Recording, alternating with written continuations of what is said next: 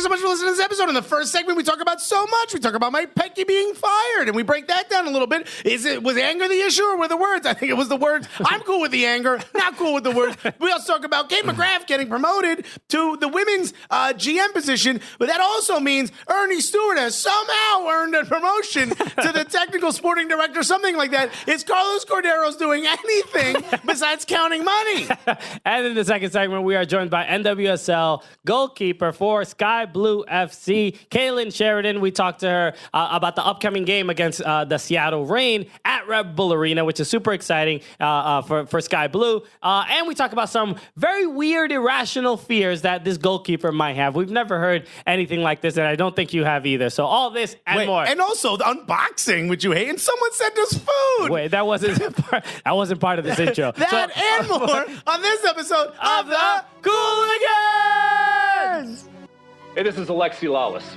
There is nobody in U.S. soccer that is more important than the Cooligans. Yeah, baby!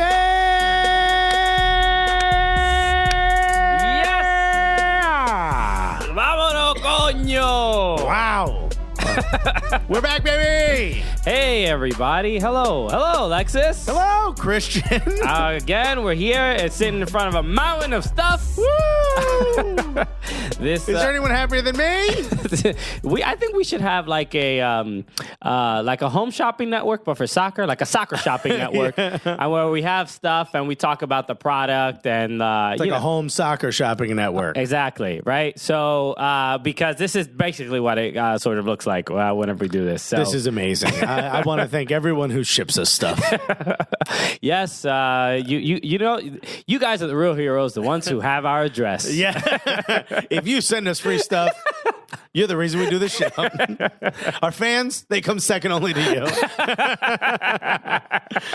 Okay, we know who we prioritize. Of course. Okay, we focus on not our fans, but the donors. Right. I mean, we didn't say shouts to them. We said shouts to us. And shouts to us for getting so many gifts. Exactly, and that's why you tune into this audio program. Is to hear us open packages. Hello, everybody. Welcome to the show. My name is Christian Polanco. Yes, it is. And my name is Alexis Guerreros. All right, we are your favorite stand-up comedians up here at the top, back, not in my apartment. No. We're out of there. We're here at the top of Madison Square Garden. That's right. And guess what? The Knicks have never won below where we're standing right now, and they've also never won below your apartment. So it's basically the same thing. You know what I mean? Okay, it's pretty good. They've never won anywhere you go. It doesn't matter. Yeah. On the road, we at can do home. this show in Milwaukee. You know what I mean? You know what? They've lost there too. Yeah. So yes, Yanni, we are Antetokounmpo. at the top of Madison Square Garden. We are your favorite stand-up comedians that host the funniest soccer podcast that you have ever listened to. It is the funniest soccer podcast, is it not? It is. But it feels like that might not be the only thing we are, though. No, that is not exclusively what it is. Oh, I thought of something else we are. The gulliest soccer podcast. That is correct. Okay, and week after week, more and more people are. I think more people hear about this show, and they're like, at the beginning of every podcast is a big commitment, right? To a lot of people, they're like, let me give this. I'm going to give this like a good 2 minutes. I'm going to give it 2 minutes. Let me give this a try. So far, they've heard us just fillet ourselves. They're like, what are these guys? Wildly self-indulgent. They seem to not even care about the game at all. I know. It's almost as if soccer is ancillary to them receiving gifts. Well, you figured this out, new listener. I feel seen, new listener.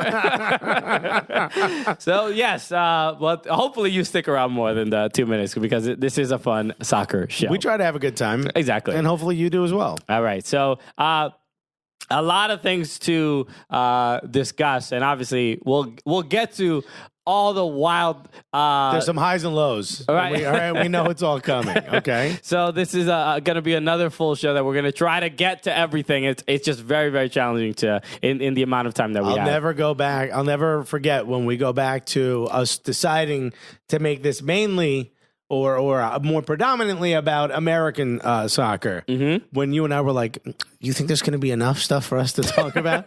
And overwhelmingly, the universe has said, "Oh, we got you back." Yes, that dam has broken, and that waterfall of Major League Soccer news is literally it's washing over us. We're drowning in it, really. We really are.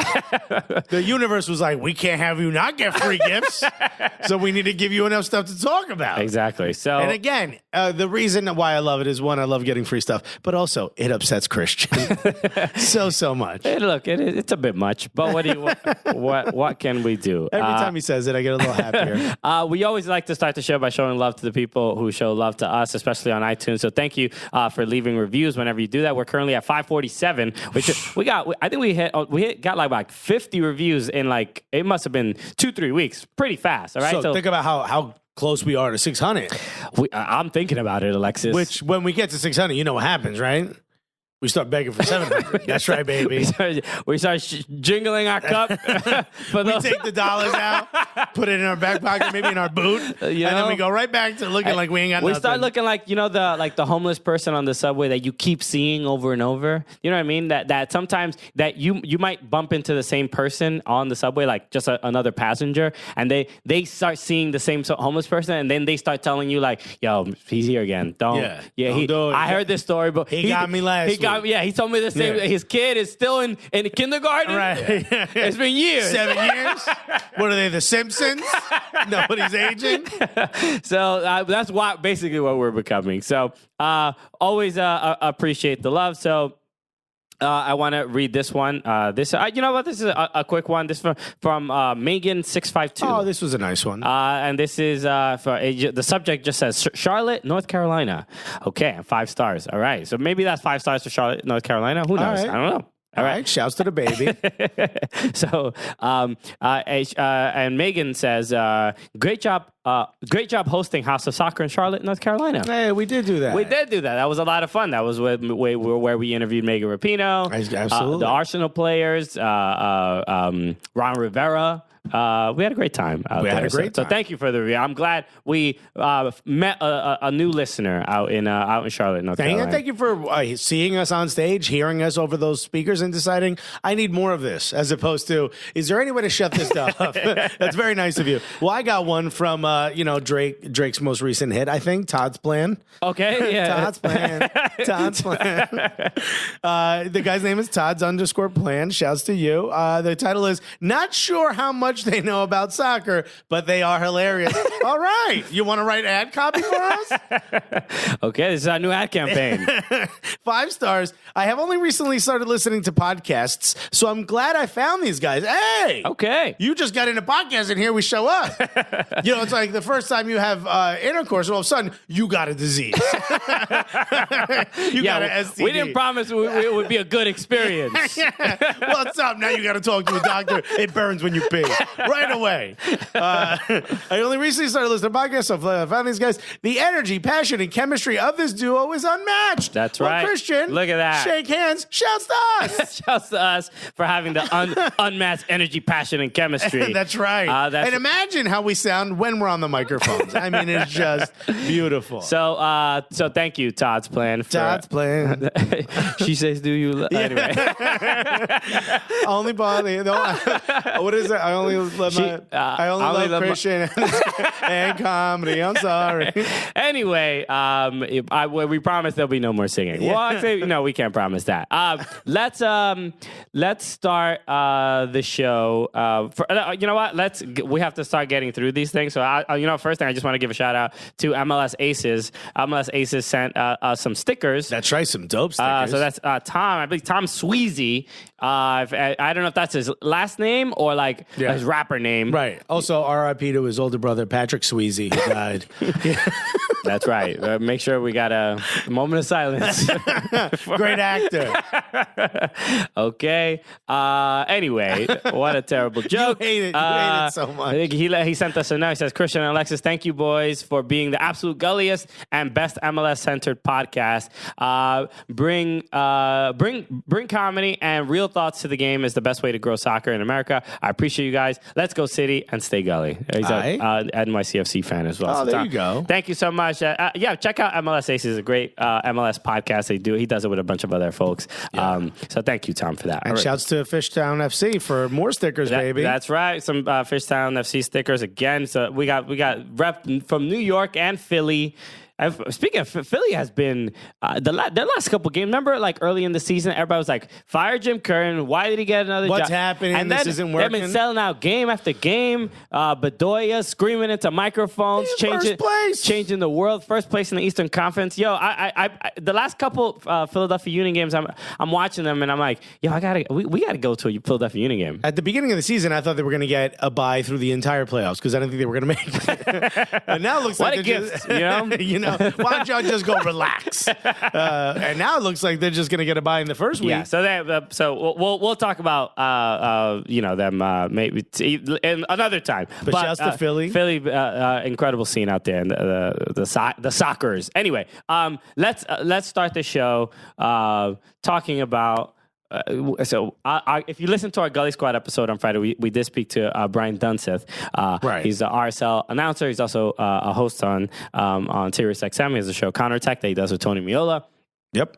And the dude knows RSL, right? That is his home. And Mike Petke is a good friend of his. He has a television show with Mike Petke. That's right. And Mike Petke in the late hours of the night, at the 11th hour, right? He was he was fired. His contract was terminated with Real Salt Lake, and I don't know if you felt this, but I had this weird thing that I'm like, he was supposed to be back Monday. His 2-week suspension was supposed to have ended, and he's supposed to be back. And then instead of getting reinstated, he gets fired. After we put out our interview with Ryan Dunseth on Friday. Time. Every time. There's I had this weird, I'm like, please, there's no way we had anything to do with this. No. I hope not. Right. Could you imagine? Could you just imagine if we were referenced? Well, after listening to the Cooligans, I'm like, no, but also thank you. I appreciate it. I mean, shouts to us, right? Yeah, we're definitely highlighting that part of the official statement. I mean, could we get like a frame printout or something? Trey? Is the printer working, Trey? That's right. Trey's no longer there. Trey left last year, but maybe his new club he could print out if he has access to a printer. No, but Mike Petke fired from RSL.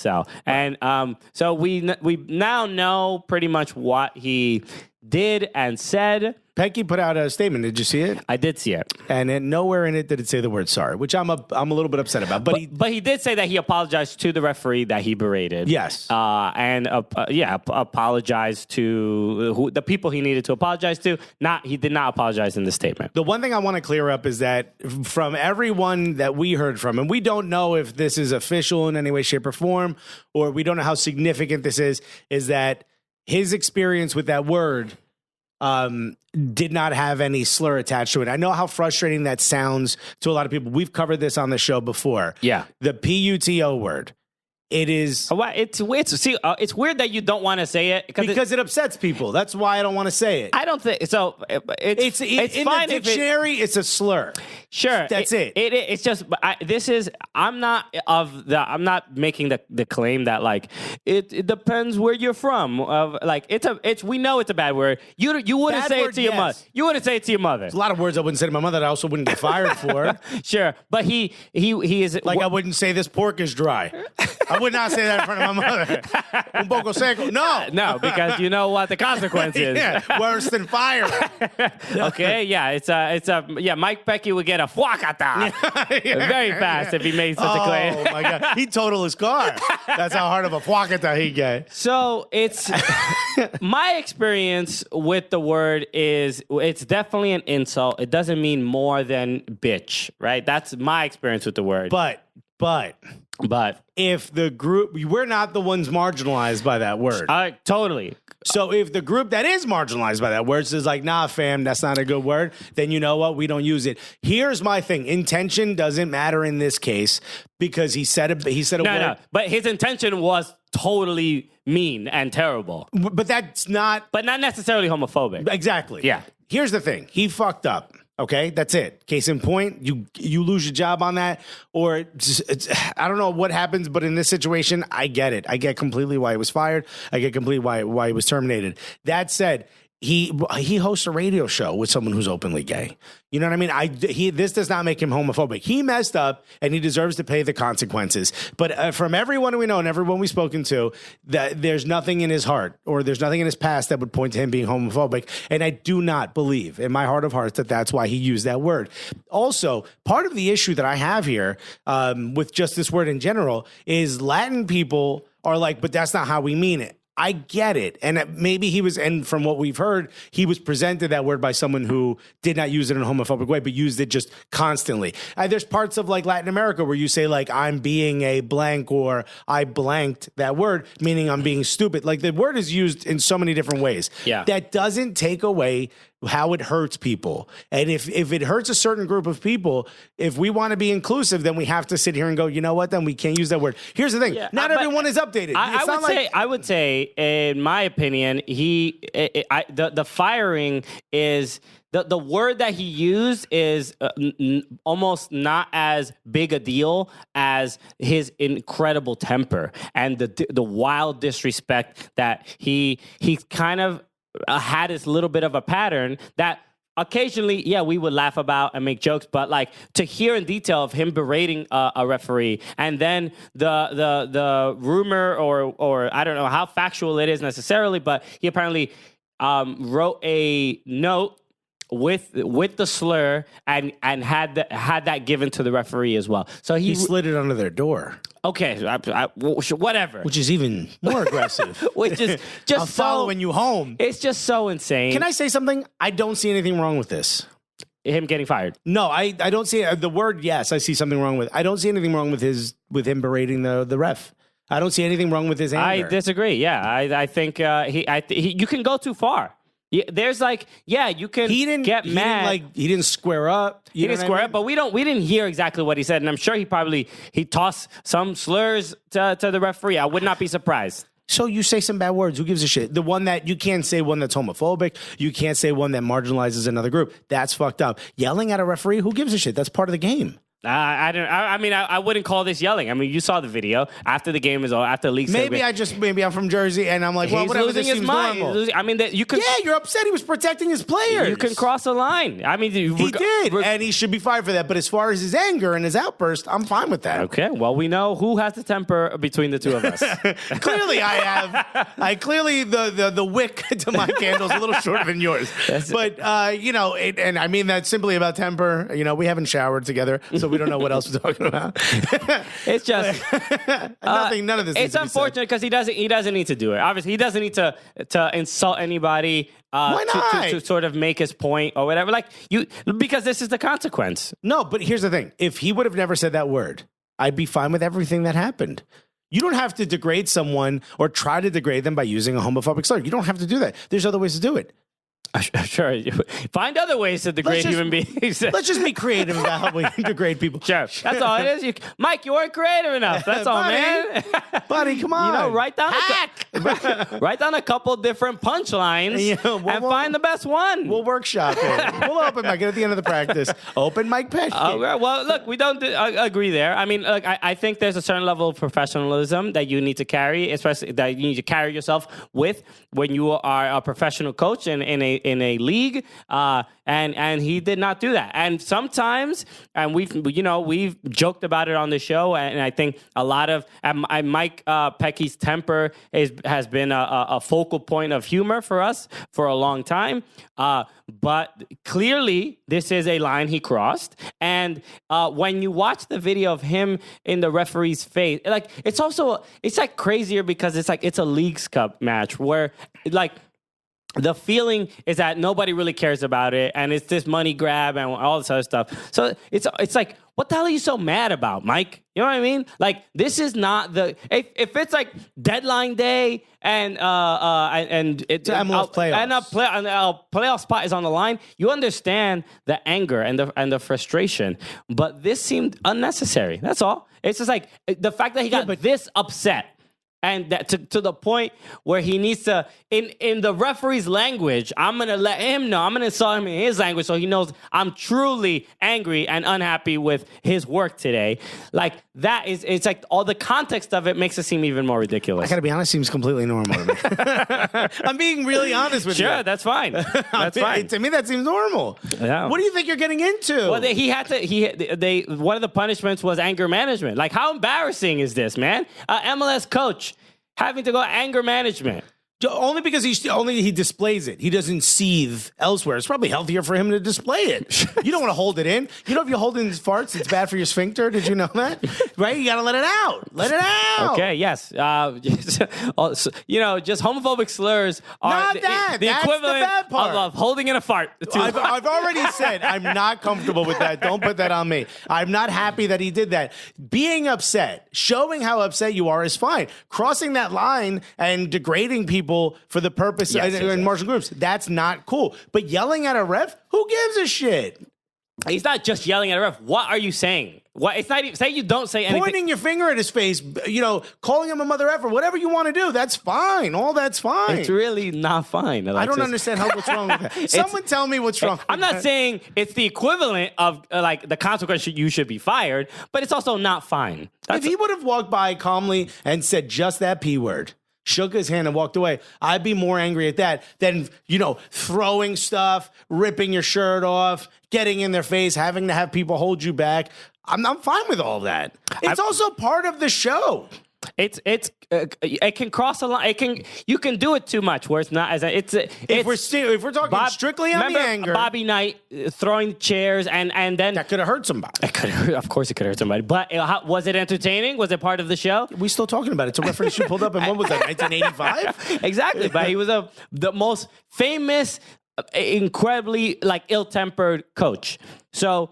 Maybe it's just me, but I tend to respond to that more than someone going, it is just you. Yes. You don't know that for sure. It's just not you. In this room, it's just you. I'm comfortable with that. Tim? No, man. Look, but it is what it is. Hopefully, I don't believe Mike Petke is a homophobic person. Do I think that Petke is petty? Yes, he is a petty person to go this far, to try to insult the ref this far, and to hand him a note with the slur is if he handed him a note that said petty. I fucking hate you, I'd be fine with it. It's unprofessional. Sure, that's what it is, and you can understand why he would lose his job. And why they suspended him, gave him a $25,000 fine. They were thinking about it for 2 weeks, and they got to the point where they're like, you know what? Maybe the suspension was not enough, and it was not the right decision. And in his statement, he does kind of point out that I did what they told me to do, and he seemed bitter, which is understandable because it seemed Sam Stejskal said that he was offered the opportunity to resign, and he said no because if they fire him, he gets paid the rest of his contract, supposedly. Sure. So I think that's where the bitterness comes from. Is the fact that they presented him with this, all right, we'll let you resign. And he's like, nah, y'all gonna have to pay me. Okay. I mean, look, the guy does have a family. Yeah. No, I understand that. It's fine. I hope the best for him because I do not believe he's this horrible human being that doesn't deserve to have a job again. But the dude got a temper, right? And it caught up to him, and he needs to keep it in check. He needs to keep it in check too. Sometimes your temper does, put you in uncomfortable positions. Sure. Okay. What are you? Are you repeating things that your wife says to you? Clearly, while I sleep. She whispers in my ear. Weird. It seems like Alexis has heard some of these statements, these sentiments before. Oh, maybe these conversations have had to happen to me. I don't know. I'm just saying. Never use that word, though. So everything's fine. Can I have my shirt back? I will leave this supermarket when I'm ready.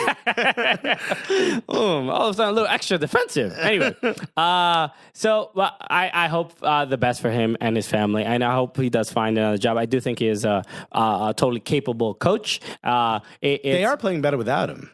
They've been playing. They've been winning a couple games. You saw their game against NYCFC.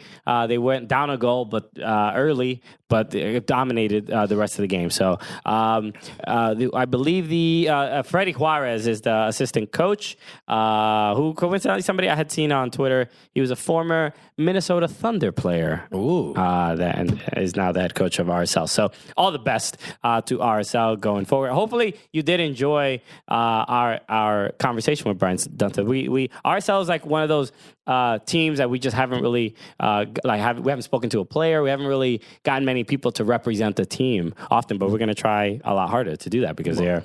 I mean, probably one of the most newsworthy, significant moments of their history. We have probably one of the most important former players and announcers on our show. So I think we did all right. Okay, I'm just saying we're going to do more. You know what? I'm going to take my shirt off.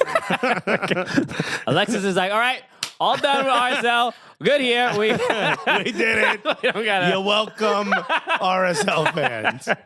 For the one piece of content we gave you. We got your coach fired. What more do you want? I hope we did now, but I really so do I. Okay, so let's talk about a couple other things. Let's discuss someone who maybe this is like a little bit gossip. We gossiped about this man. Are we spilling tea right now? Maybe just a little bit of tap water. No, Jermaine Jones is back. He's not even in the news. We talked about him because of his trash comments about the U.S. Women's National Team. Yes, and he is, about the equal pay debate, and he's just. But we do have some kind of good news, right? No, it's not good news. It's just news, right? If you don't follow Jermaine Jones on Instagram, we mentioned this before we interviewed him earlier this year, and if you haven't listened to our interview with Jermaine Jones. Please do that, just so all of this could make more sense to you. I mean, there's videos, there's interviews, there's a lot. So if you don't know, he's had a lot of drama with his estranged wife. I think they're Are divorced. they officially divorced? I don't know if it's official, but the relationship is over. They're separated. So the marriage is over. Yes. So, but estranged would be. Because they're not together, but they're not divorced. So estranged, I think, is the correct word. Yeah. If you don't follow Jermaine Jones on Instagram, we had something to do with this as well, with their relationship, or at least the world knowing about it. Yeah. So so if you don't follow him, he just recently posted a a photo with him and his ex-wife or estranged wife. Basically, you want me to read it? Yeah, go for it. We had a bad ending of our relationship, but life gives us lessons and lets us grow through difficult times. Being together in Ibiza and seeing our kids happy is what matters. 14 years marriage and 5 kids is a commitment for life. Now we have to learn to respect each other as humans and parents for the kids. The last 8 months took a lot of energy out of all of us, and I never want to go back to that. #soulmates. Okay. Which is the rhetoric there is very different than what it used to be because shockingly someone cut the wheel hard to the left. Because if you don't know the story, basically they there was a third party involved and there was cheating and he kept accusing her of like cheating and then he was like, no, I made a mistake, and then he was like, and then he caught her again. They caught her again, and it's like, no, it was. And then he threatened the other guy. Yeah, it was really bad. So it was exciting from our standpoint. We just did not expect this ending, right? Here's the conspiracy theory in me. Go for it. Right? In the photo, she looks shocked that a photo's being taken. The photo is of the two of them. He's got his arm around her, but he's winking. He's winking, and she doesn't look too happy to be in the photo. So is this just for the divorce? Is he covering his ass a little bit? That's what got me thinking, because this is such a shocking turn of tone.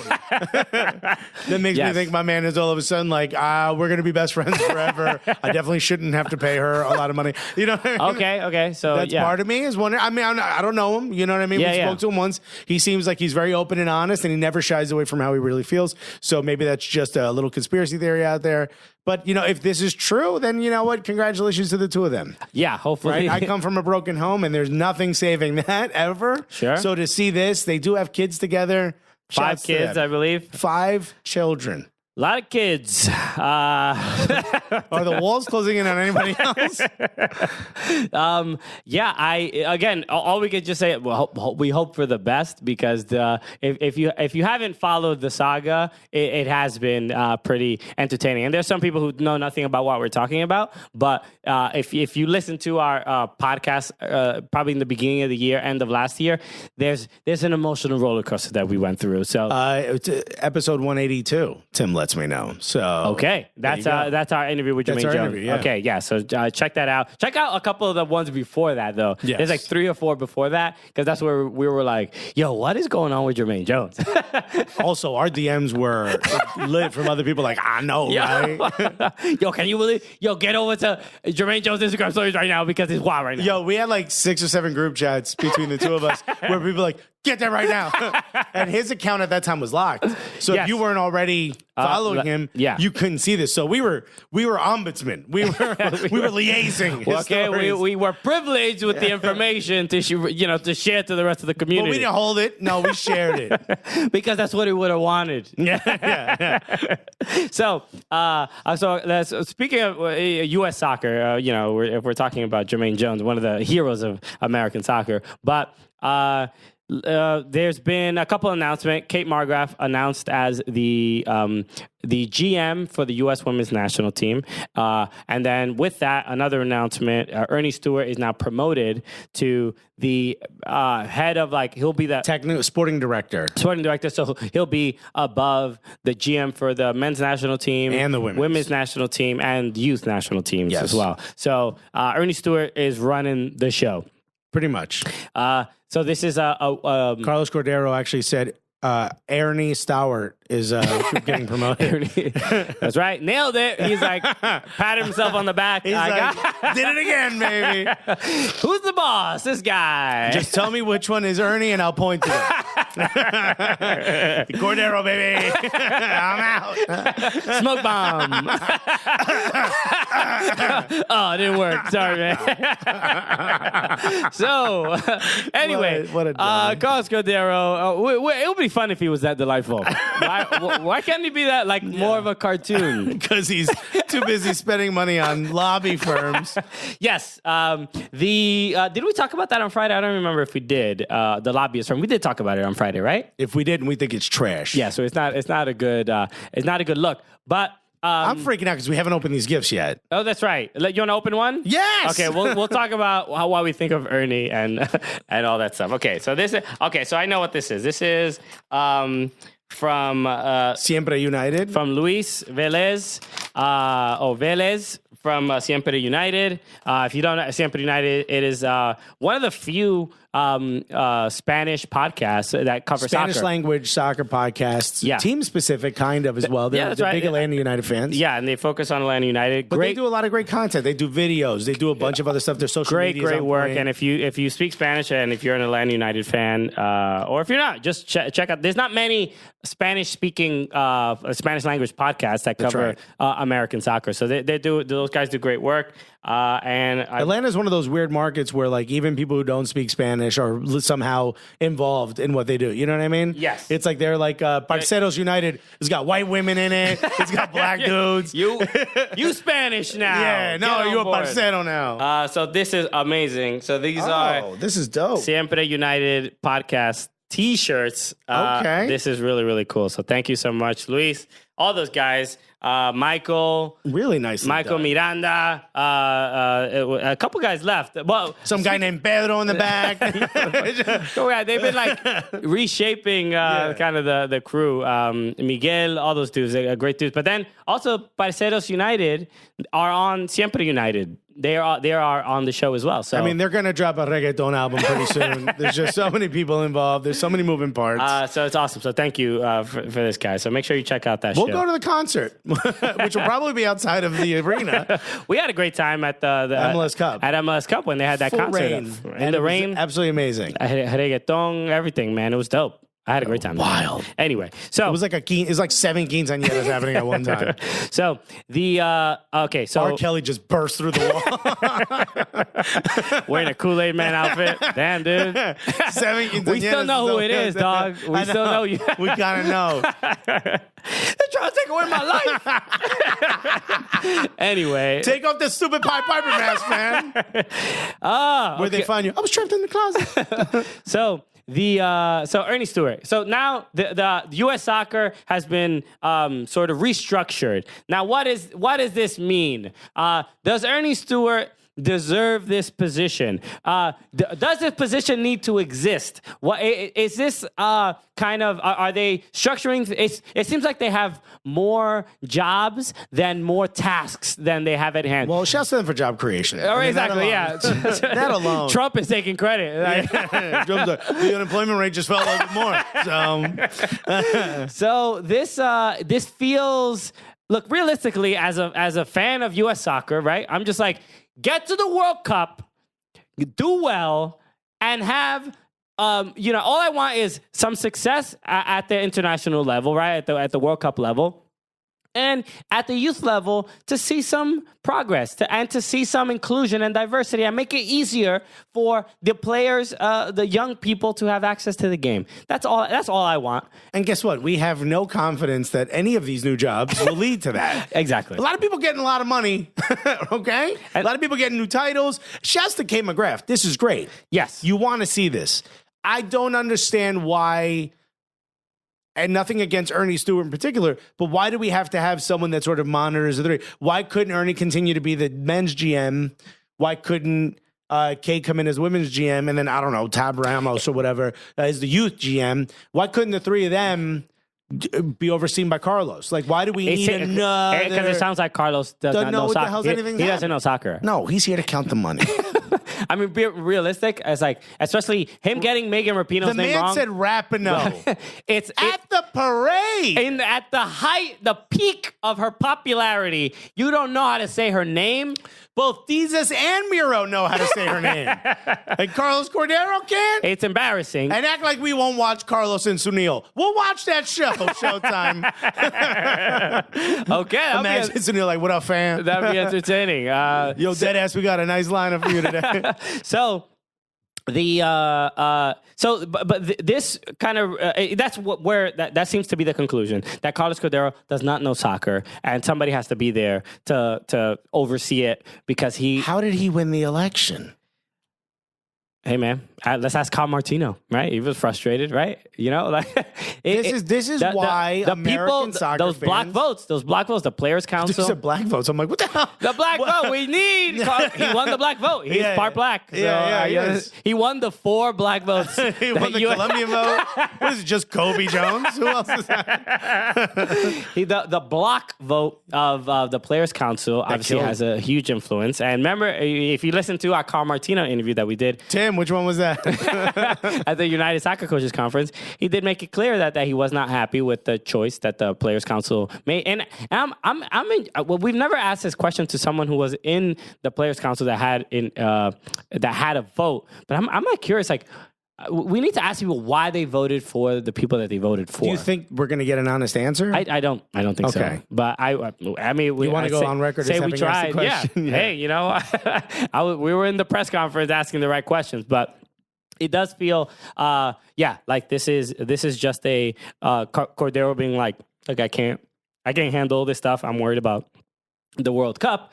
And then the hiring. I don't think we talked about the lobbyists, if I'm not mistaken. I could be wrong, but I did read an article on Yahoo Sports from Caitlin Murray, who kind of went into detail about why the argument that U.S. soccer is making about like the women actually get paid more is not accurate and why it's disingenuous. And she kind of goes through kind of points for both sides, but I did make a a point about that the U.S. women's national team players have a salary, right? And I was saying and I made the point if Ali Long were corrected. Yeah, so it's good. But if say Ali Long plays one cap and Christian Roldan plays one cap, realistically, the women's national team player Ali can make more money. So that's not correct because I was in the article.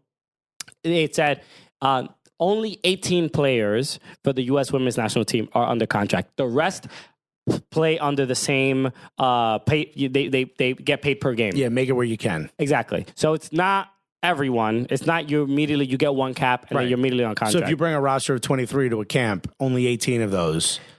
Sure. Potentially 18. Yeah. It might not. Somebody might be injured. That's on contract. So it might be just 17 that show up to the camp. So it is not this. So that's an important distinction to make because it's not like all the women are making. Just get a cap, baby, and you get that guap. Get $100K and you're good. No, that's not the case. It's like everything. It's all under context, and we made the point before about how the women are not going back to their clubs and getting these great contracts where they're making $400,000 or $500,000 like an MLS player. So that's not the case. These are things that have to be sort of detailed and pointed out because it's not just they get paid more and that's I forgot who it was that was one of the lobbyist firms, 2 Washington lobby firms have been hired to convince lawmakers that they're getting paid equally if not more. Yeah. So it's not specifically for the court of public opinion. U.S. soccer is overwhelmingly lost in the court of public opinion. This is to convince lawmakers and politicians to not follow up on this because, okay, the women are getting paid more. So it's literally muddying the waters, which I think we did talk about this because I said muddying the waters a bunch. Yeah. But here's the point I want to make. One of the Congress or senators, somebody was approached by these lobby firms, and they said, what was your reaction to being, to meeting with them? They said, whoever is running PR for U.S. soccer needs to be fired, and they should be giving the women the money that they hire these lobby firms for. So far, thank you to shouts to them. And Megan Rapinoe was asked about it, I believe on The Athletic. Okay. And she said, I'd like to be surprised, but this is pretty common for their... it's just a strange thing. It's just like they are a... What are you doing? They're the reason U.S. soccer's purpose and in their mission statement is to grow the game and to make it more make it the most popular sport in the country. And they really just seem to be focused on making money. And it's like they aren't a they're supposed to be a nonprofit. So it's just like when you hire lobbyists to make sure that every penny is accounted for, and we make sure we're not paying them an extra cent than what they bargained for. It's just like, what the hell are you doing? Like, why is this the direction of U.S. soccer? Like, who cares? Like, why is it important to you that you look good in this sort of instance when Carlos Cordero's position is unpaid, right? Quote unquote unpaid. Right. So your mission, your hope, your dream should be to let's make these women the most popular figures in the world in women's soccer. Trying to stymie the most successful thing you have. Yeah. Seems like a pretty dumb thing to do. It's not me, again, it's not me saying or us saying give them all the money. Well, that's not what we're saying. That's not what they're saying either. They just would like to be paid fairly at the international level, but also to have a little bit of assist with more care, the game. or just help growing the game in general. That is a thing that they constantly talk about. And this is one thing that upsets me, including Frank de Boer's statement. If we're going to talk about growing the sport of soccer, none of us, or at least I've never mentioned it, saying just the men. So pitting the men against the women makes no absolute sense to me because growing the women's game is growing soccer. Correct. Making the women's game more popular is growing the game of soccer. Everyone should have the right to play soccer. Yeah. It doesn't matter what you got or don't got between your legs. Just play the game. Everyone should be enjoying the game. Yeah. Why are we pitting the men against women? This makes no sense. Sure. And enjoy what you have between your legs. Buddy, show each other. Get out there. Have fun out there. Come on. So the one thing I have seen a couple of reports on is that this promotion of Ernie Stewart, and it's kind of people are being a little bit more vocal. There's murmurs on the inside of U.S. soccer that there's like a little bit of a rebellion going on. So I think some people are not happy with this like restructuring. And this is also Jay Berhalter is another. I think he's going to become the CEO, take over for Dan Flynn when he leaves, and that will some people are like the reason the sporting director exists now is to remove the connection between Jay Berhalter and Greg Berhalter. So if Greg needs to be let go, it's not Jay sort of influencing that decision, which is obviously that's his brother. So it's just like very strange. American soccer is nuts. It's just a novella. It's like ridiculous. It's like at this point we should just call it U.S. Soccer Syndicate because like there's so many things happening. Like someone's gonna get promoted to consigliere. We don't know who, we don't know when, but it's happening. So it's incredibly entertaining. So I do want to talk about a couple of the games before we get to our next segment with our guest. Right. I want to let's talk about LAFC and New York Red Bulls because this was a great game. This is the Premier League started this weekend. Not nearly as entertaining as just some of these MLS games, right? We put our energy and focus into American soccer, but I think when we watched as much MLS as we have, and we watched as much NWSL as we have, there is collectively, I think from on a just week to week basis when you're just basing it on entertainment alone, I gotta give it to American soccer, man, because these some of these games were wild. I watched Everton against Crystal Palace, that 0-0 nightmare. That was brutal. Okay. Brutal. Arsenal won 1-0 against who they play? I'll take it. Well, but not entertaining. You wouldn't call it that by any means. But this 4-2 game between LAFC and Red Bulls, where it was tied 2-2, Red Bulls came back. You thought like they were going to be able to. Now Carlos Vela gets a penalty, and all of a sudden, who earned the penalty? Wasn't Vela? No, was it Latif Blessing? No, I forgot who it was. But I don't know. But did you see Pete Martinez begging him to allow him to take the shot? Carlos Vela didn't even allow him. Pete? That's the joke I'm making, dummy. Okay. Wow. All right. Well, some of these. That's like too many loops and connections. Too many connections. All right. Pete doesn't even play. Alexis, do you even watch MLS?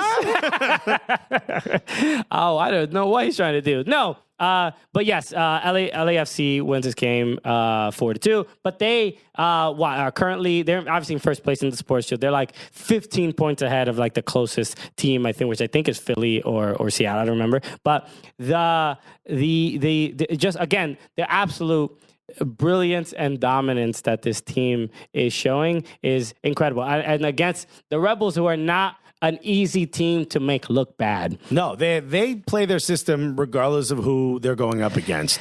So it's impressive when you can make them sort of look like they're not prepared, especially on set pieces, which you just historically assume the Rebels are great at defending set pieces. Yeah. And they got taken. And they got two goals on set pieces. But the surprise here, I just wanted to point out this new signing. This is the guy who caused the penalty. He fouled Edward Atuesta. Reese Buckmaster. Have you seen this? I remember playing that game at bars. And let me tell you something. But this has to be one of the most. This is just like England has like the Danny Drinkwaters, and the Paul Houndstooth or whatever. This is strictly America. This is our guy right here. Buckmaster. Reese Buckmaster. Also, hold on. I got this another name. This is serious. This is who scored in the 42nd minute for the Red Bulls. This is the name. Cristian Slaker Cáceres Yepes. That's one person. That's one person's name. Okay, that's not a law firm. That is one person. Cristian Slaker. So how do you spell Slaker? How do you say that? Clearly, like that's the one German. Yeah, Slaker. Yeah. Cristian Slaker Cáceres Yepes. CSCY. Wow. Okay. So overall just an impressive game. You know what? And I want to say this because Bradley Wright Phillips again comes off the bench towards the end of the game. I think I'm done with the BWP on the bench. The Brian White starting.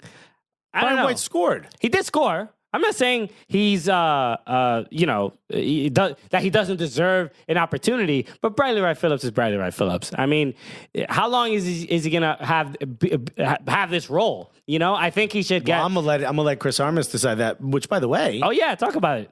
The night before, clearly his in-laws were very nervous about the game. Because I was headlining 2 shows, wonderful time over at the brokerage. Shouts to the brokerage in Long Island.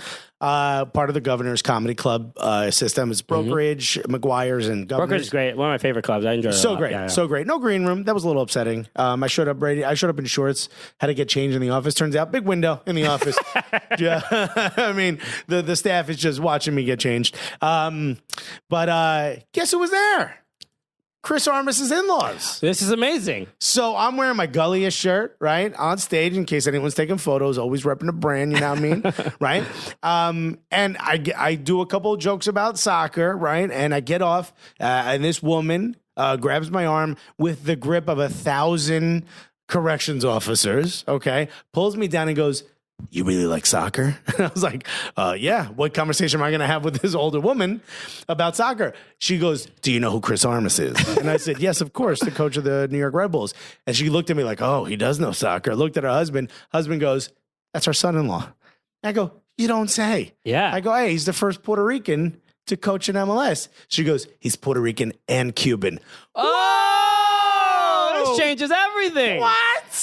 Are they Hispanic? No, I think they're Irish or everyone in Long Island. It's interesting because everyone in Long Island is half Irish, half Italian, half Jewish. Yeah. I can't pinpoint what you are. It's interesting because you say like, "Oh, he was the first Puerto Rican coach." I wouldn't be surprised if be like, "Yeah, he's also the first Puerto Rican in our family." Yeah.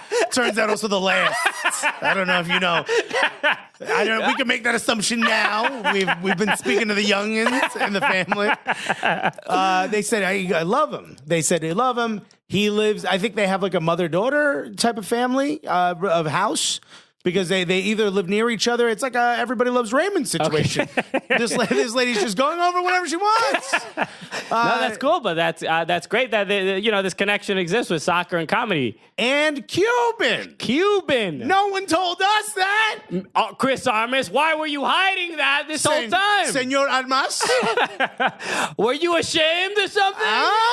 Were you uncomfortable letting us know? You know who else did this? Fat Joe. Fat Joe, half Puerto Rican, half Cuban. Look at this. Are they related? Are the Armas and... They're both from the Bronx. And they're both... Oh, my God. Is this a Bronx thing? We don't talk about being Cuban in the Bronx.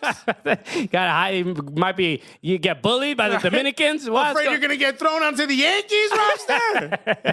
Oh, unreal. Well, this is so cool. That's awesome, man. I'm glad did Chris Armas' in-laws find you funny? Did they like you? They loved me. Took a bunch of photos. Okay, that's great. They said, "You're very funny." The woman goes, "Yeah, you keep talking about soccer." And I was like, we won't stop. We have a show. It's very popular. And she goes, "I'll be the judge." She legitimately took a photo. So, the Gulliest shirts, which, by the way, are they, can we say it? They'll be back up soon. We're going to restock them. Yeah, we're restocking them. So people have been asking about restocking the shirts. On thevalleyapparel.com/Cooligans. Yeah, they'll be back soon. It has the Cooligans logo on the sleeve. She took a photo of the sleeve. She goes, "I'll talk to Chris." See if he remembers who you are. We hope. Hopefully, Chris Armas knows who we are. And she was like, "Keep talking about soccer." I was like, "No, we will." And we tell your son-in-law to please come on the show.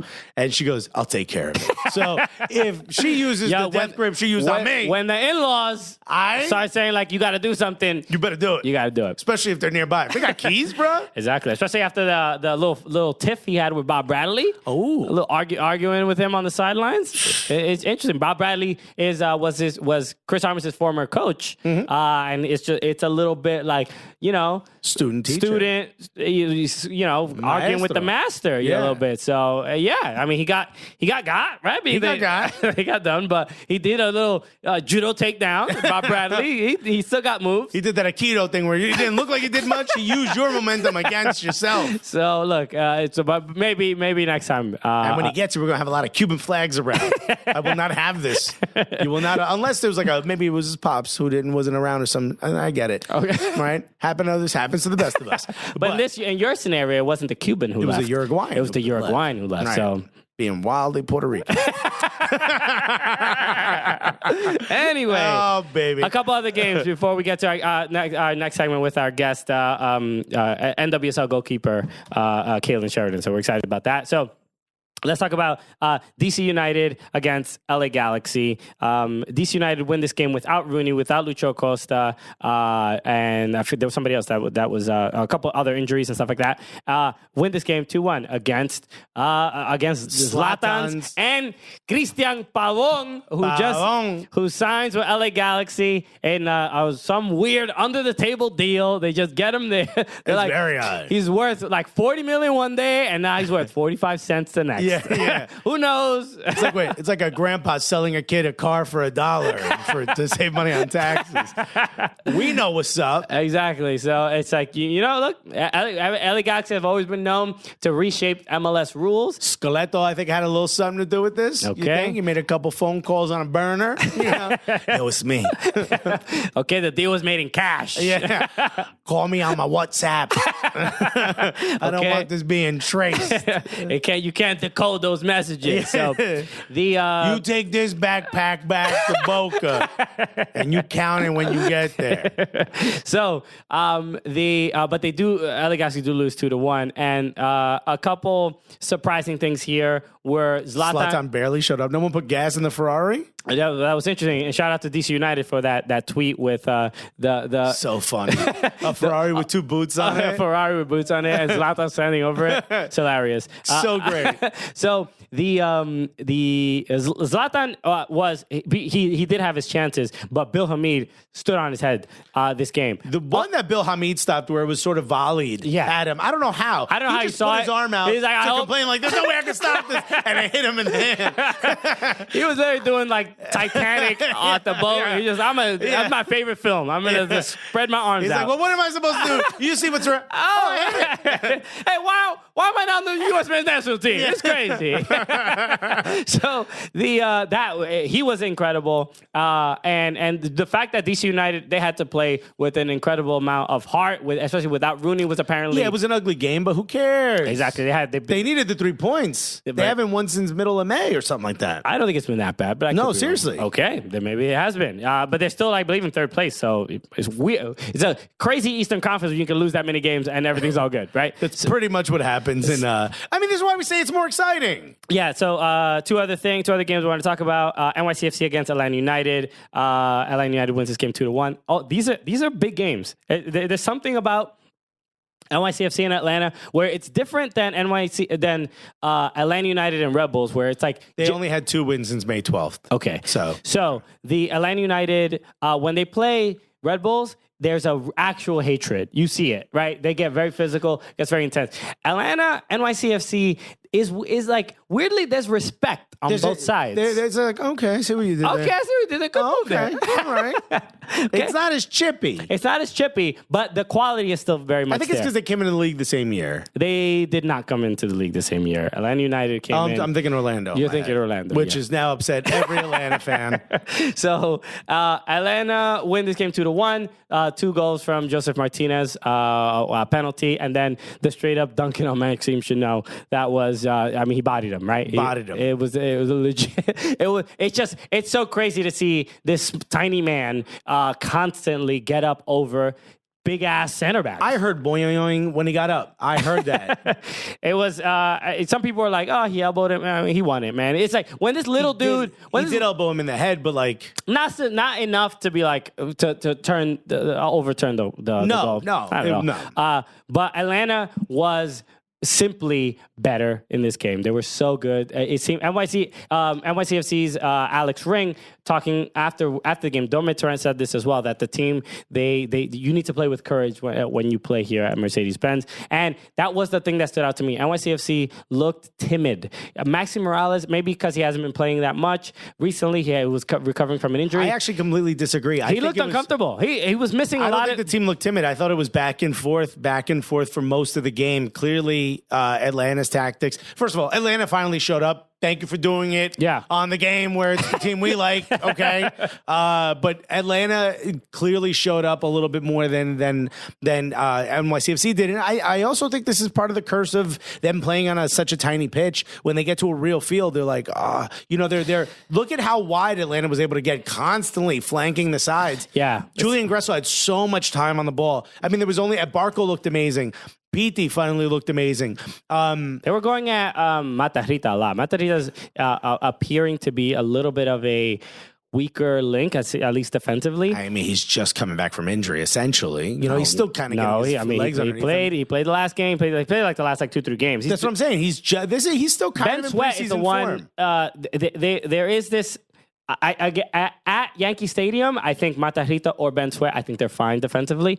It's on the road. I think they get exposed a bit. They get exposed a bit. I think they need to figure something out, because when they play in this 3-back system and these wing backs have to get back and forth, it's a little tough defensively. I think offensively, both of them they're good passers. And I think Matarrita is a better passer in the midfield, and Ben Sweat is a better crosser. Ben Sweat's also a better passer out of the back. Sure, but they're looking. They're looking a little weak. Yeah, it's soccer is a weak link sport, right? Yeah. If the playoffs started today, by the way, you know what the first round matches in the East would be? What? Atlanta versus Montreal. R.I.P. Montreal. DC versus New England. I'd love to see that. That'd be a good game, yeah. DC versus Bruce Arena. Wow. How about this? NYCFC versus Red Bulls at Yankee Stadium. First round. Yeah.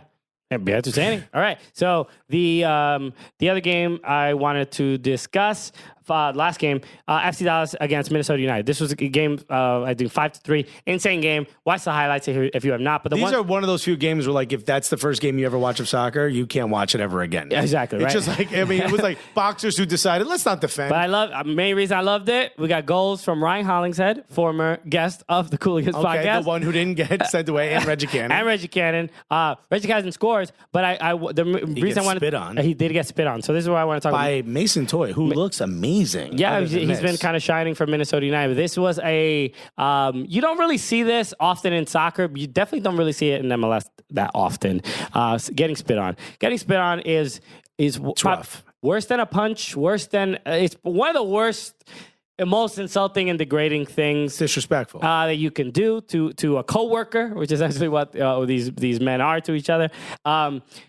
Reggie Cannon, I love how he responded to it, because he did point out on social media. He did say, like, he didn't flip out. He didn't pecky the response, right? Yeah. He literally was just like, look, this is what happened. This is why I did what I did. I was like, he took off his shirt. He cleaned it because it was like a loogie right on his shirt. He got spit on Mason Toy. And it was good to see Darwin Quintero, after Mason Toy spit on Reggie Cannon, got in the face of Mason Toy. Darwin Quintero really derided his teammate for behaving that way. And it was good to see that it wasn't just FC Dallas players being like, yo, why the hell did you do that? Darwin, a leader on the team there. Yeah. And also, Mason Toy came out and vehemently apologized afterwards. Yes. We forget these are kids. Yeah, they're both young. They're both young. But Mason Toy looks like, he needs to learn where to draw the line. But he's looking like a forward of the future. Sure. And Paxton Pomykal, how is this guy still playing at FC Dallas? No offense to FC Dallas. This kid looks like he would be starting in the Prem. Yeah, he was good. Yeah, I mean, God, he's good. The last goal that he assisted Brandon Servania. I don't even. Where do you see that angle? I watched that play so many times. He's essentially staring at the pole. There's two defenders on him, and the goalkeeper's coming at him. Yeah. How do you? It was great for him to break away and you're up 4-3. You don't really need to even go for that. But he was like, I think he kind of. The homie wanted assists. You got to pick up dimes. Sure. There's bonuses involved. You're not going to pick up a dime? You got it like that? So, but for him to get away and make the pass, it just looked incredibly world class. And again, you love to see it. So FC Dallas looking good in that game. Both Minnesota United and FC Dallas, I think, are great. I think if Minnesota United next week or 2 weeks from now, they have their game they have the U.S. Open Cup final. So I think they're kind of preparing for that because they didn't really have their strongest lineup in this game, but it led to one of the more entertaining games this weekend. So again, MLS greater than the Premier League this weekend. I mean, it's at just the very least it's all here. It's all. I mean, we're just retelling. If you want it, we got it. Exactly. So, all right. So we're gonna take a quick break. We also have to unbox. We have to unbox, but we have to get to our interview with Kailen Sheridan. This is how it's difficult to get Alexis to focus on the job at hand rather than just opening toys. This is great. Christian is trying to delay this as long as possible to mitigate the response I have, and it will not happen. We will start unboxing at the beginning of the shows once again. Okay, so we'll take a quick break, and then we'll get to our interview with Kailen Sheridan of Sky Blue FC. Everybody, thanks so much for listening to the podcast. We just have a word from one of our sponsors, On the Volley Apparel. That's right. On the Volley Apparel, you've seen us wear hats. You've seen us wear that shirt, the Strike and Defense shirt from On the Volley. You can go to onthevolleyapparel.com/cooligans, and you can get it's our little merch store. It's our merch store, which is pretty cool. I mean, look, some of you guys have actually gotten the chance to meet Elvis. Absolutely great dude. He runs On the Volley Apparel. He's trying to do stuff for the soccer community that no one else is doing. He's mixing a little bit of that hip hop flair. He's mixing a little bit of that West Coast flair. He's mixing skater stuff. This is actually a skater defense shirt. I didn't know that. Not a skater dude. Oh, yeah. No one should put me on anything with wheels unless there's a gas pedal and a door and a seat. Very safe. But yeah, he's doing such cool stuff. He's trying to blend a lot of the cultures we grew up with, and he's mixing it with soccer. He's doing stuff no one else is doing. So who better to do our merch? Exactly. So if you want anything in their store, whether it's our merch or not, all you have to do is go to onthevolleyapparel.com. Put in the code Cooligans, and you're going to get yourself 20% off. 20% off the entire store. So it's a pretty good deal. No, do buy one of everything. If you can afford to buy one of everything, you should just be giving us money, man. Yeah, bro. We might add a $1,000 level to Gully Squad, my guy. Okay. And yes, and you can pick up, that's where you can pick up our Cooligans talisman cap as well. So feel free to do that. So on thevolleyapparel.com/Cooligans, and at the store, use the promo code Cooligans, and you'll get 20% off everything in the store. So make sure you do that. Yeah, baby, we're back. We are. This is I'm stoked because not only do we have an NWSL player on international footballer. Exactly. All right. We gotta mention the resume. We gotta hit you with the whole CV. I don't know what they say resume up there. But no, she has a really big game coming up this weekend. That's right. In an MLS stadium. So this is it's a nice big flex, right? Okay, there's too many people. They don't even fit in the venue that we have for the team. We got to go out and get another venue. So that's a good sign, and especially with some of the struggles that the club has had, this is nice to see this kind of progress. So, all right, well, listen, I mean, you guys, a goalkeeper for the Sky Blue FC, the pride of Whitby, Ontario. Ladies and gentlemen, let's drive and put your hands together for the one, the only, Kailen Sheridan, everybody. Kailen, what's up? How are you guys? Good to be here. Thank you so much. Pride. I've never gotten a pride of Whitby. It's not much, but I'll take it. All right. Well, I'm not gonna lie to you. We Google Whitby. Yeah, it's hard to find on the map, but it's up there. Yeah. Somebody. I text a buddy of mine who's a comedian. Alex Pavone, very funny comedian from Toronto.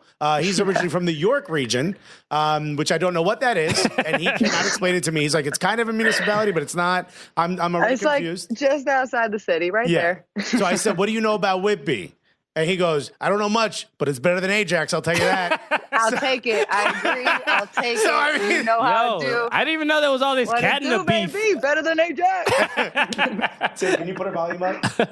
Yeah, I didn't know there was all this beef out in Canada. I thought everybody was, all sorry and sorry all day. We think everyone in Canada is just holding hands, singing Kumbaya all day.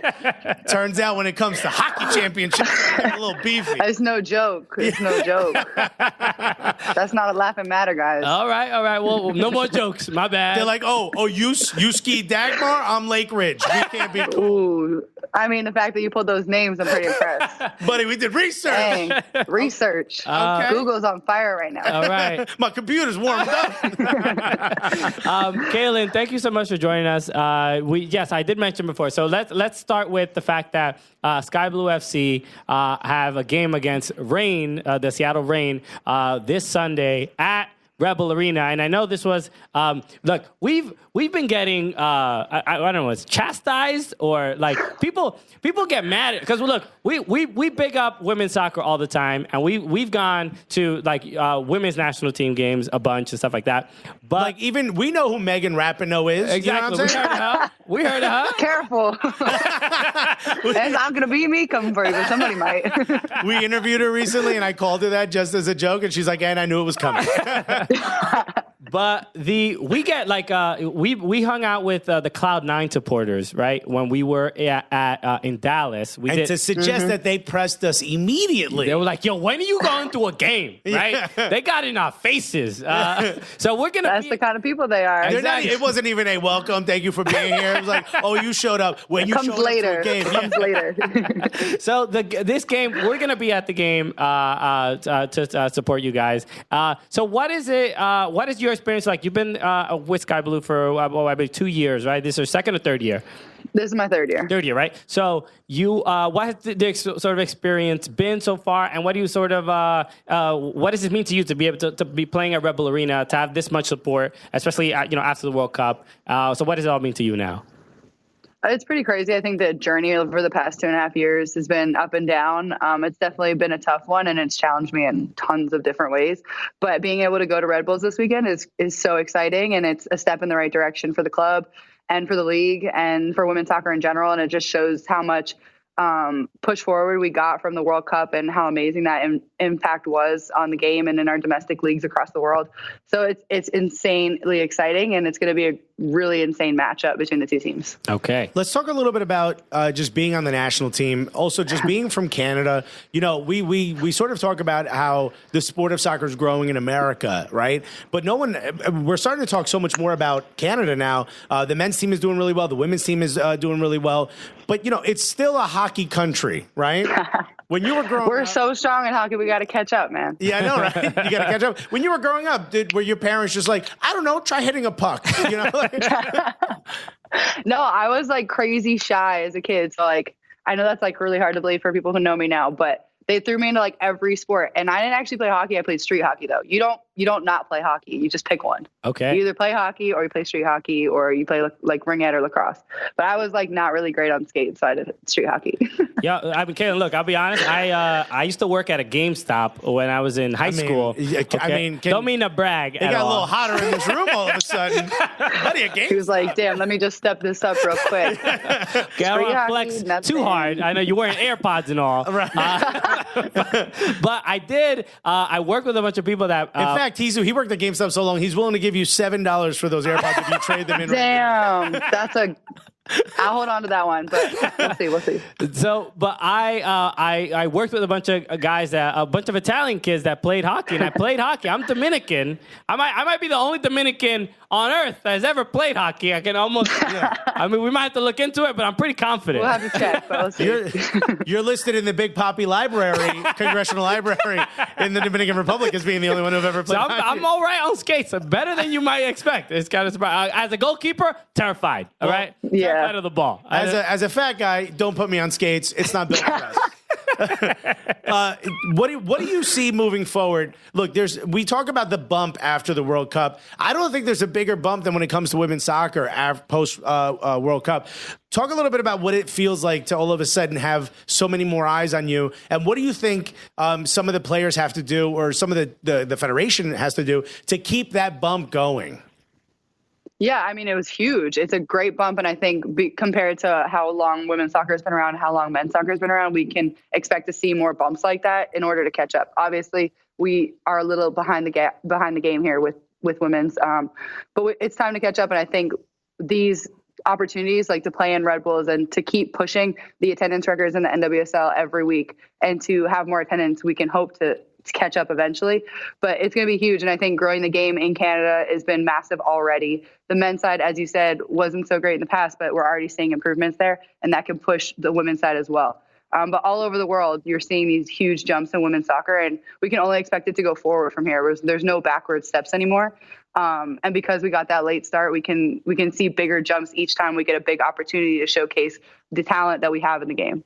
And I wanted to ask this. So we have a question from a fan and a Gully Squad. One of our Gully Squad members, Daniela Fave. She's awesome. DC United fan, also a Washington Spirit fan. But she asked this question. She said, "Has Sky?" And this is I'll preface this by just saying we've spoken to some other Sky Blue people who've played for Sky Blue, and we all know kind of the struggles that this particular club has had when it comes to, just certain resources. So I'm not asking you to like trash your employer, trust me.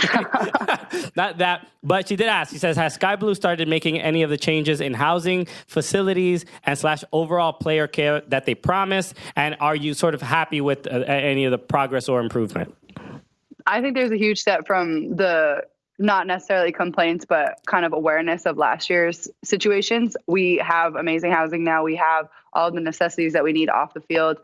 We're definitely still pushing for more, but that comes with time. There's nothing that can happen overnight. These are all things that take some time, and we've already seen big steps in that. Definitely as the club, I think with the recent struggles that we've had in the coaching side, we definitely need to see some steps forward. And we've started to see that. We've had coaches come in. We're working with different assistants around the club, and it's been a really big help. And I think we need to step forward from that. But I definitely think that we've seen steps in the right direction. It's just the consistency factor with that. And it definitely takes time. So we have to give our GM and our owners the time that it takes to make those bigger changes. But we can see the little ones and the steps towards the bigger ones as well. This Red Bull is being one of the bigger ones that we're seeing steps towards. Okay. I mean, look, moving over to Rebel Arena is a positive because you were outgrowing the size of your previous venue. What is that in these moments? Do you look at these as sort of like, do you get a chance to look around a stadium like Rebel Arena when you get to play in it and sort of soak that in? Or for you, is this another day at the office? No, I think you definitely need to take advantage of that and soak that in no matter where you are. And even when we travel to different stadiums around the country, and then when I get to play international and I get to travel around to stadiums around the world, I always want to take a second. I think it hits you as soon as you walk into that stadium to just say, wow, look at where we are. Like not everybody in the world gets this opportunity. And then as soon as that happens, you have to take advantage of that and make the best out of that opportunity and put on that performance that people are expecting from you and that that you're capable of. So you take that second upon yourself to really, smell the roses for that quick second before you have to snap back to reality and put that performance on. And I know strikers have to have like that confidence of like, I'm the greatest person ever walking, right? But I never asked this of goalkeepers. We've talked to goalkeepers before, and the one thing we realize about all goalkeepers is you all share one common language, which is you're all insane, right? It's fair. I'm not going to fight that. But I think it's a swagger goalkeepers have too, though. You got to absolutely. It's like an insane swagger. That's the question I have. Like, do you get them when you look around? Because Christian and I are two very different people. Like, if Christian and I walked out on stage on an arena, Christian would be like, wow, I'm honored to do this. And in my head, I'd be like, of course I get to do this. I'm Alexis. Where do you fall on that scale? Like, look around, you're like, this is Caitlyn Sheridan's life, as it should be. I mean, I think it's like a little bit of both. You have to be like extremely confident in order to have that mentality and that kind of insanity that all goalkeepers have. But I think it's the swagger side of it kind of brings you into that humble side where you also have to realize that like everybody is basically trying to beat you. And if you're just overconfident the entire time, then that's kind of going to backfire a little bit. So it's like a mix between confident and humble. And is there any, one thing with like I'll watch NWSL games, and it's been great now that they've been on ESPN, so they're just more accessible, right? Exactly. But one thing, like it's as a person who maybe doesn't watch every single week, it's like difficult to sort of keep in mind or know where the contention is or where the rivalries are. Are there any particular teams that you just like, I'm waiting for this team this week? I mean, like in my mind, I'm like the Thorns or obviously the Reign, like the bigger teams where you see that pride, right? They get like a So it's like, are there any particular teams? And maybe they don't have to be the more popular teams, but there are any teams that you when you see them on the schedule, like, this is where I gotta show up. I think like within this league, they put on a good way of kind of location rivalry. So like obviously Seattle and Portland have a really strong rivalry, but Portland also has a rivalry with North Carolina because they were the final two teams last year. Yeah. But I think they try and create that good kind of rival chemistry with like proximity teams. So I would say ours would be close to Washington as theirs is to Seattle. Okay. Yeah, it's just like when Roosevelt shows up. It's just real close, you know. That's stepping on each other's turf a little bit. Not today. Yeah. You're like, all right, we friends off, but right now, 90 minutes, it's over. And I'm curious because I had seen an interview where you did go to the World Cup this summer. But you as the backup goalkeeper. But what is you did mention getting that starting job? Like, what will it take? What do you see as like that foreseeable future for getting that starting position? Yeah, I definitely went to the World Cup and I got the opportunity that was just absolutely incredible, and I'm super blessed to have gotten that opportunity. And I think going forward, in order to be in that starting position, which is my ultimate goal, it's just consistency. I think pushing myself to get that 1% better every single day in all areas and all aspects of goalkeeping, but the consistency with that as well, being able to maintain that through seasons, through tournaments, through my career, and get rid of kind of the highs and the lows and have more of a even keeled kind of trajectory. Okay. And I think for the fans, now that there's so much more interest in the NWSL players, and some of the players come from the World Cup coming home, especially for someone like you who gets an opportunity in the World Cup, what's something that you think the fans should know about Kailen Sheridan? Like, what are you listening to in these AirPods when it ain't our voices? What is it that you like to do on your time off? And I'll just add this. You are a person that several people they've been like, yo, you got to get Kailen on your show. She's not cool. So, you were like the number one I appreciate that. So there must be a reason. I don't know. I'm kind of like all over the place. I don't have like I try not to have like a structured routine because I don't want to have to like rely on it, you know? But I do like a lot of stuff off the field. I work at the Keeper Institute, which you guys know them. They're awesome. I've grown as a player and a coach through them, but I also like to work with the shelter. I like to foster dogs. I feel like that's why a lot of people follow me, is to see the dogs. Yeah. I mean, who doesn't love dogs? They're almost better than people sometimes. You get a lot of likes, Kailen. I know what you're doing. They're so cute, man. Come on, have you seen those foster dogs? That puppy they need help, and man. They're just beautiful. They're beautiful. Can I ask one thing? Because this was something somebody told me about you. Oh, man. I've been hearing about you on these streets. People have been spilling. But I heard there's a weird too much tea thing. to be spilled. I'm scared. I heard that you have some fear of buttons. Oh yeah. So and just what are you just living a zipper life? Dude, zippers are mad great. Respect the zipper. So okay, please explain why you are afraid of buttons. I need everybody to go look it up. It's a real thing before you start judging, before you start mad judging me. Okay. Fear of buttons is a real thing, and I've had it since I was really young. My parents can attest to this. I know it's weird, but I will not hug you if you're wearing a button. Whoa. Okay. It's that serious. It's that serious. Coumpanophobia? He looked it up. He's on fire right now. What is it in particular? Is it like what do you think the buttons are going to do? Does it look I don't know. They're like a face? Like, does it look like a scary face or something? They're just kind of gross to me. I don't know why. I don't mind like the metal ones on like jeans, but it's like, you know, like on a button up. I don't like that. Whoa. Remember the whole button Since I was like, I wouldn't wear them when I was little. Like my mom would try and put it on me, and I would take it. I would put it on and go find something else. You're more of a hook and eye lady. I've never heard of this. It's weird. I know. This is just like, again, we think of goalkeepers as like these just like larger than life human beings, like these superheroes. And this is your weird ass kryptonite. This is right. strange. I'll take a ball to the face any day before I put a button on. I would love Listen, the team if you ever see me in like my zippers all the way up, it's because I was probably supposed to wear a polo that day and I'm not wearing it. So it must be when you're playing against teams that have their kit that has a button on it, you're like, these they look like monsters. They look like just I gotta take them out so they don't come close to me. Yeah, dude. If I was a striker on the other team, I would just show up covered in buttons. Right? Just drop buttons near your goal. You can't get the job. That's evil. Don't give anybody no ideas, man. Yeah. Come on. Because I know you'll find my ass too now that I said that. Unbelievable. I know it's gonna be you too, and nobody else told them. Well, again, this is the voice of Christian Polanco. I swear, it's definitely not Alexis. No, that's wild. That's just a wild thing. Also, Steve Jobs had it. Wow, you and Steve Jobs have the same. Only the greats, man. Only the greats. The upper echelon.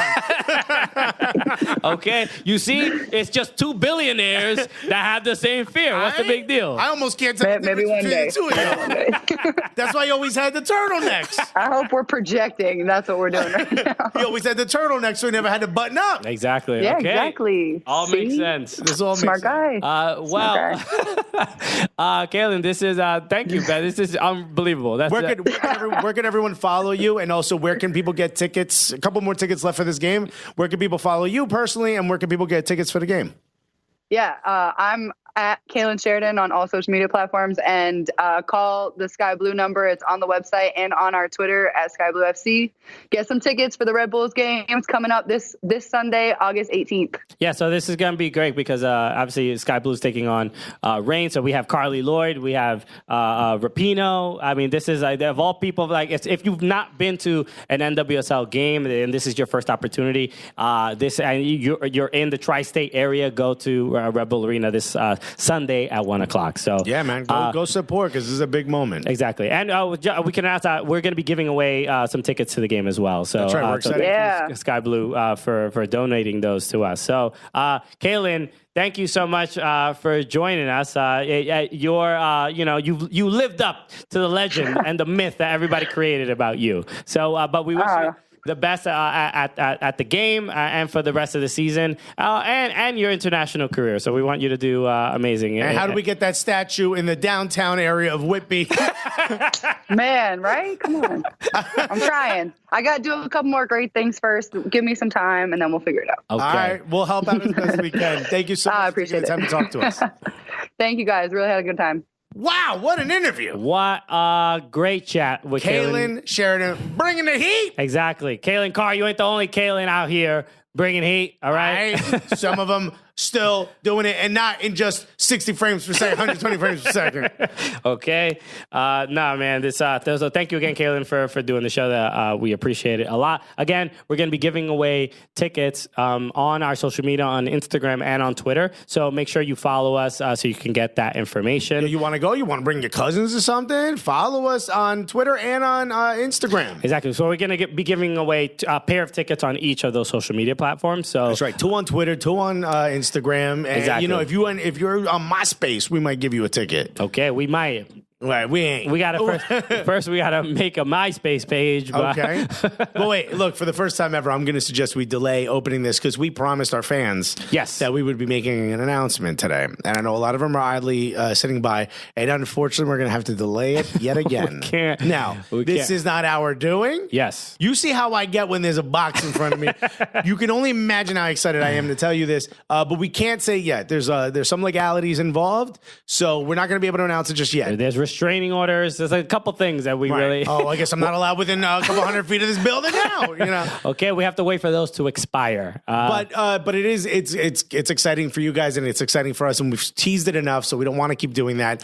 But we do want you to just sort of bear with us for a little bit longer. Yes, if that's possible. So you will be getting news. It is very exciting, and I think everyone will be very happy and excited. But again, we will be sending an email to our Gully Squad members, right? Or maybe posting it in the group. Yes, we will. So they'll know about it first. All right. If you want to hear about it first, join Gully Squad. Shouts to everybody who's joined Gully Squad so far. Soccercooligans.com/Gully Squad. But it's a pain to not be able to tell you guys. We want to tell you guys, but lawyers are involved, so there's only so much we can do. Thank you for being patient with us, even if you're not being patient at all. Which is me. I'm not being patient at all. But we will announce it. Because I even said, what if I just go ahead and say it? What's the worst that happens? It's just tough. And then they listed the worst that happens. I was like, okay, it's pretty significant. We're just sitting on news. It's no fun. We don't like it's it. not fun. Okay. Now I know what these journalists feel like when somebody says something like it's on background or off record. Yeah. And they just can't. I would put it in every article. Be like, you didn't hear this from me, even though I'm writing it out. Even though it says author Alexis Guerreros. Yeah. I would have to get, remember there was the Mad Rapper? I would have to get one of those things, like the Mad Journalist. Okay, so let's wrap the show by unwrapping this box. We have another box. We have 2 boxes in front of us. 2 boxes. One's got my name, one's got your name, though. Okay. Yours is a little easier to open. Okay. I'm having trouble here. So here we go. a letter here. That was like a long letter. Okay. Is it official? I think this is a summons. I don't know. You just got served. They got us with the unboxing. Every time. I mean, if you're going to get us on some lawsuit, this is the way to do it. This is not the kind of gift I wanted. This is from Eintracht Frankfurt. Oh, they sent us shirts previously. That's right. So we did receive something before from them. So this is okay. So this is. I mean, it's a long letter. I'll just read a couple things that I think that stand out that I like. I also got this is 2 pages. It's 2 pages. We have the same letter, Alexis. Don't worry about it. Okay.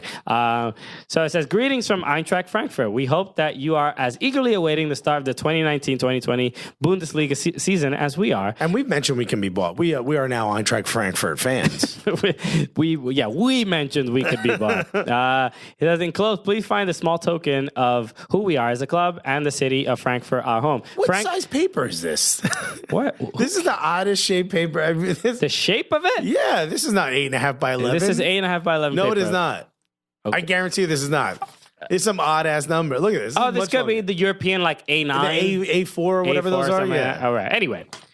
Okay. We got Alexis. Man's getting European paper right now. Okay, Cooligans on the up and up. All right. You got that. It's hard to fold. All right. I think there's stuff written here in the metric system, bro. I mean, we're gonna have to, what's the exchange rate on these words? Frankfurt is culturally, ethnically, racially, and religiously diverse, with half of its population, mostly young people, having an international background. For a little taste of our great city, we included a mix of, this is going to be tough for me, Bettmanschen. That's a German word, apparently. He said, which are traditional almond and marzipan pastries. We're getting food, baby! That you can find often at our famous Christmas market, which dates back to 1393. And here they are. We also include a special glass cover and traditional used for sipping. We got to eat this apple wine on the show. A native apple wine, native drink of Frankfurt. Okay. Ooh, apple wine. So thank you for the marzipan. We got a what is it? Bettmanschen? About Bettmanschen. Okay, so this is a lot. There's a lot going on. We got a I'm gonna be munching on this treat. Thank you for this. This is a scarf. Eintracht Frankfurt scarf. All right. Yo, I need a blade just to cut this thing open. All right, I know I'll be watching this Bundesliga season. Okay. You send us food. You know we're gonna cheer for your team. It's like the seal of Eintracht Frankfurt. Let me see right there in this camera. Oh, here we go. I got it open. I'm actually worried about... Would you like one of my Bettmunchens? I'm worried about... Are there any nuts in this? Because I'm a little worried about having an allergic reaction on air. It says it's marzipan and what? Almond and marzipan is not a particular nut. What's marzipan? I don't even know what marzipan is. It's like a sweet... this is actually pretty good. I can have almonds. There's certain nuts I cannot have. Because they will kill me. Will you actually die? My face will get swollen and my throat will close. So we'll look the same? Cool. So it could be bad. Well, I had one in honor of you. I mean, it's all written in German, so I don't even know if I should eat it or not. I think we got a little mascot. A little mascot. Look at this. Look at this. Is it a fox? It's like an eagle. It's a hawk or eagle. Oh, yeah, which is their logo, their badge. That's pretty cool. A pin. This is great. This is incredible. T-shirt. Eintracht. We got more T-shirts. We got a glass. We got a pin. Look at this. The Eintracht Frankfurt pin. An Eintracht tee. This is too kind, man. Is this what you guys lock in for? This is what you download? What a great show. What a great podcast, audio podcast. Let's just relay. Well, actually, this is a hand-painted Eintracht Frankfurt badge, which is beautiful. Is this? But what is this? This just sits on a table. This is not. It's not a coaster. No, this is for this, dude. You got to open up the last thing in your. Okay. All right. Oh my God! Look at this. Look, guys. At least it's at the end of the show. Look at this beautiful. Look at this. Okay. So nobody roofies you in Frankfurt. It's this beautiful hand-painted Eintracht Frankfurt cup. A glass, yeah. This is incredible. And this is clearly the top for that. Oh, my God. You guys. This is insane. Always. Just here's a little... this explains what a Bettmunchen... Does it say in more detail? It's written in Spanish, in Portuguese, I can't find the English version of it. They've been on everyone's lips since 1838, just like your mother. Whoa! Come here. You got roasted. Come for the marzipan. Stay for the childish jokes. The inventor's believed to be a Frenchman, Jean-Jacques Gaultenier, who at the time was head chef of Bethman's house. Beth Munchin, there it is. Okay. He formed small balls out of a mixture called Breton mousse made with marzipan and decorated each one with 4 almonds. The almonds stood for Simon Moritz Bethman's 4 sons. After Heinrich died in 1845, the Bethmunchin were decorated with only 3 almonds. Jeez. Why is that the most German thing? We got to take an almond off. Kid died. Some people pour out a 40, for the dead homies, but nah. Not us. Every time you eat a sweet, like, why are there only 3 almonds? Well, a child died. We got to make it sad. The specialty became famous on occasion of Princely Council, 1863, in Frankfurt, where it was served to many famous personalities for tea. Oh. And just an update for everybody. I am eating one, and I have not died. Well, R.I.P. Christian. This is my last episode. Email me a link of you talking on a mic if you want to be the co-host after Christian dies. Okay. He died from a nerd allergy. Okay. Didn't realize Christian was a virgin. Wow. Yeah. Oh, you didn't hear? His dick rolled into his stomach, and he died. He drowned from the inside out. Hey, man. It happens to the best of them, Right. It's dangerous, dude. Don't laugh at it. This is very good. Yo, shouts to both of our favorite. I mean, since we were children, we've been rooting for our favorite Bundesliga club. Yeah. Eintracht Frankfurt. Eintracht Frankfurt. Okay. Best of luck this season. Also, dude from Frankfurt's the reason we have a hot dog. I mean, there's just so many reasons to root for Eintracht. Okay. So, hopefully, all these other teams in Bundesliga, drop the ball. I remember as a kid listening to music and hearing engine number 9 on the New York Transit line. If my train falls off the Eintracht, pick it up. Wow. What a wildly unnecessary thing to do. And let me tell you, this bed munchin is crispy and clean. Thank you so much for listening and bearing with our stupidity. And shouts to the one kid who died so we don't have to eat 4 pieces of almonds. You know what? We got to remember him, R.I.P., my guy. In 1813, that was a rough time for all of us. He died of something mad normal, like water, All right. Thank you again for listening to the show. Again, we real soon we will announce the news that we want to announce for you guys. It is a big deal, an exciting part of the future of the Cooligan. So it's going to be a lot of fun. So thank you again for listening. Thank you, Eintracht, for all these gifts. Thank you, Gully Squad, for the support. Thank you, Kailen Sheridan, for joining us on the show today. Absolutely amazing, Kailen Again, Sheridan. if you are in the New York area, New Jersey area, go to Red Bull Arena this Sunday and support Sky Blue, support NWSL. Go to an NWSL game. It'll truly, it truly helps. And follow our social media because we're going to be giving tickets away. We want you to come with us, come hang out with us. It should be fun. Exactly. Is there a tailgate? You think Cloud9's doing a tailgate? Yeah, we should look into that. Yeah. Okay. Why not? Little parrilla. It has to be a little party. Just a little baby one. Maybe we'll bring some of the Bet Munchin. You know what I mean? We got all this Bet Munchin. Yo, what should we drink out of these cups? Okay. Let us know, dude. Shoot us a message. What should we drink out of these fancy cups? Sipping scissor by my Eintracht Frankfurt cup. I put 2 of them. Double styrofoam cups. We got double Eintracht Frankfurt cups. Thank Sipping you. lean. Thank you again for listening. We appreciate the support. So with that said, my name is Christian Polanco. My name is Alexis Guerreros. And together, what are we? The Cooligans!